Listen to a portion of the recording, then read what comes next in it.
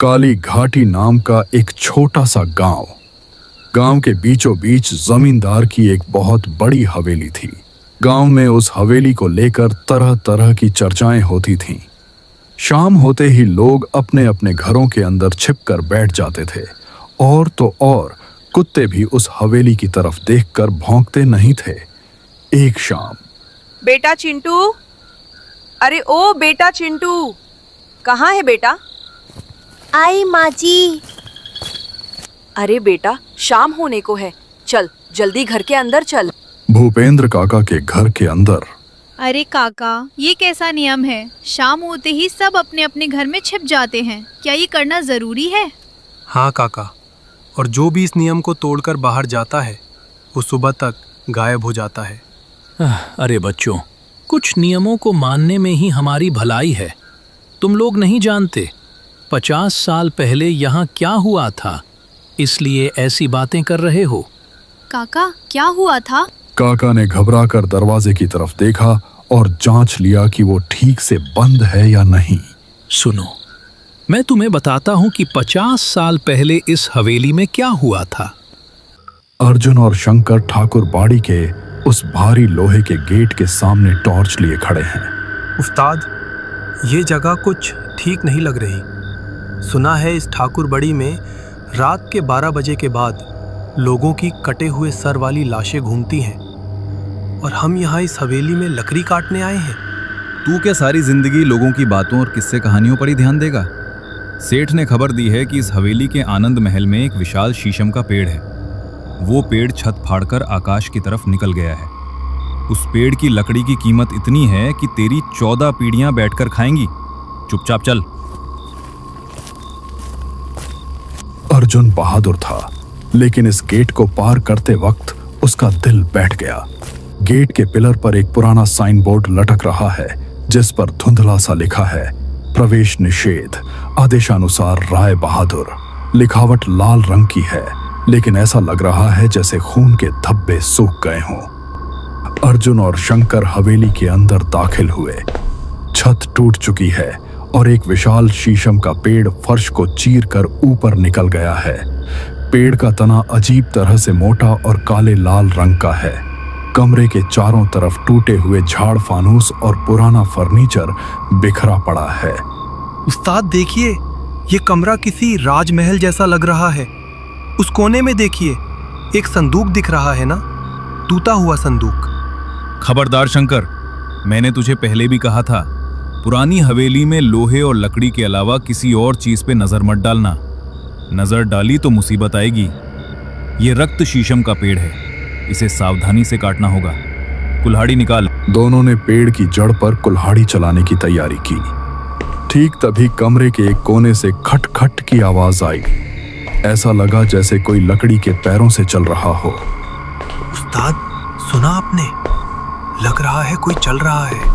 ये टूटी हुई हवेली है, हवा अंदर आती है तो ऐसी ही आवाजें होती हैं। तू ईश्वर का नाम ले और वार कर। शंकर ने डरते डरते प्रार्थना की और पेड़ पर पहला वार किया।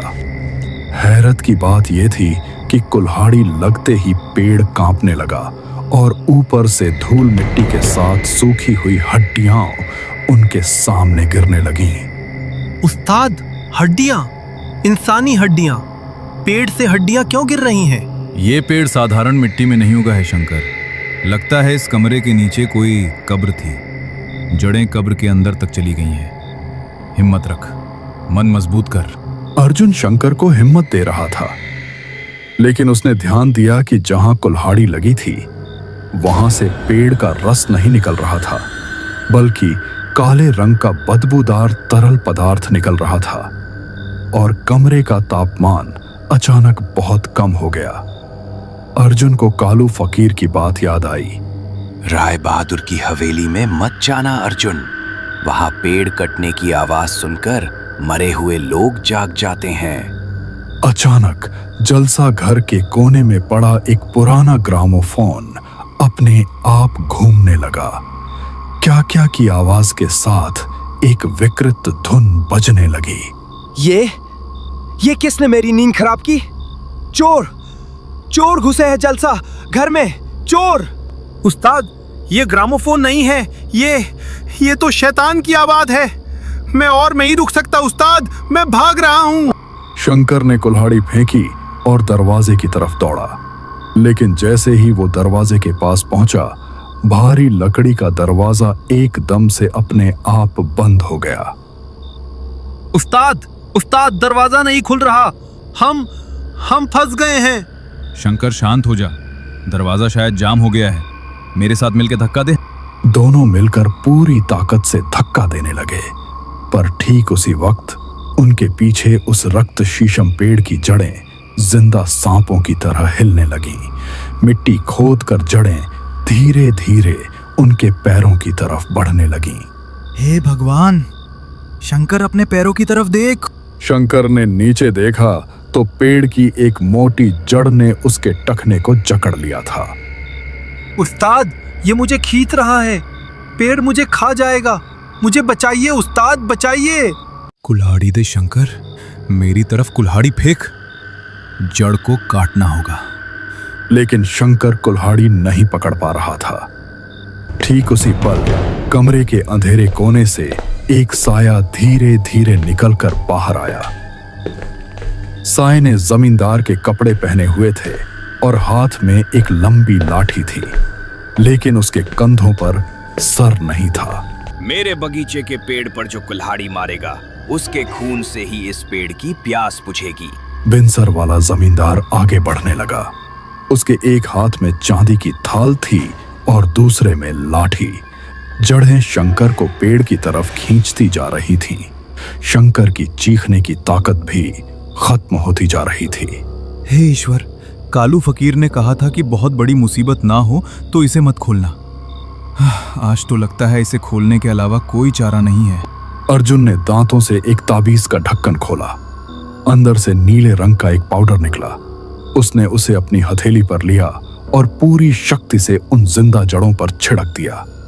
पाउडर जड़ों पर लगते ही ऐसा लगा जैसे उबलते तेल पर पानी गिर गया हो। चर चर की आवाज के साथ जड़ों ने शंकर को छोड़ दिया और दर्द से तड़पती हुई वापस सिमटने लगी। साथ ही पूरे कमरे में सड़े हुए मांस के जलने की बदबू फैल गई। मेरा बगीचा, तुमने इसे अपने खून से अशुद्ध कर दिया। बिनसर वाला जमींदार अपनी लाठी उठाकर अर्जुन की तरफ लपका। अर्जुन ने दिमाग लगाया और फर्श पर पड़ी कुल्हाड़ी उठा ली। शंकर भाग, सीढ़ियों की तरफ चल, इस छत से कूदना होगा। उस्ताद, मेरे पैर सुन्न हो गए हैं, मैं हिल नहीं पा रहा। अर्जुन ने शंकर का हाथ पकड़ा और उसे खींचकर दौड़ने लगा, लेकिन जितनी बार वो मुख्य दरवाजे की तरफ जाने की कोशिश करते, उतनी बार दीवारों से ईंटों की कतारें निकलकर रास्ता रोक देती। हवेली एक भूल भुलैया बन गई थी। पीछे से वो बिनसर वाला जमींदार अपने लकड़ी के पैरों की खट खट आवाज के साथ पीछा कर रहा था।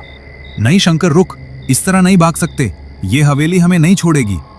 कालू फकीर ने कहा था, अगर पेड़ की जान जड़ों में है और शैतान की जान उसकी दी हुई चीजों में, तो इसका मतलब इस शैतान की जान इस पेड़ के अंदर ही है। अर्जुन ने ध्यान दिया कि जब भी जमींदार आगे बढ़ता है, पेड़ के तने से एक थरथराहट सुनाई देती है, बिल्कुल किसी दिल की धड़कन की तरह। अर्जुन समझ गया कि यह शीशम का पेड़ ही सारी मुसीबत की जड़ है।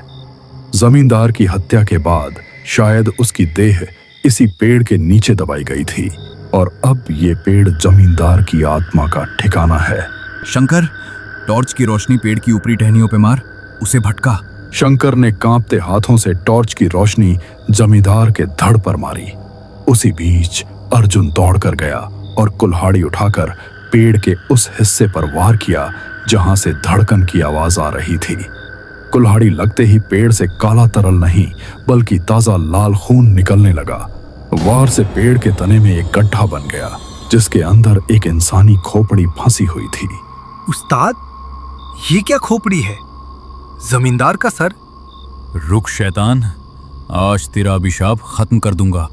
अर्जुन ने अपनी पूरी ताकत से उस खोपड़ी पर कुल्हाड़ी मारी। खोपड़ी चूर चूर हो गई। साथ ही पूरी हवेली भूकंप की तरह कांपने लगी। वो साया धुएं की तरह गायब हो गया। बंद दरवाजा एक धमाके के साथ खुल गया। बाहर की चांदनी कमरे में आने लगी। अर्जुन और शंकर किसी तरह लड़खड़ाते हुए हवेली से बाहर निकले। उन्होंने पीछे मुड़कर देखा तो वो विशाल शीशम का पेड़ एक पल में सूख कर लकड़ी हो गया था और उसकी पत्तियां और राख बनकर झड़ गई थीं।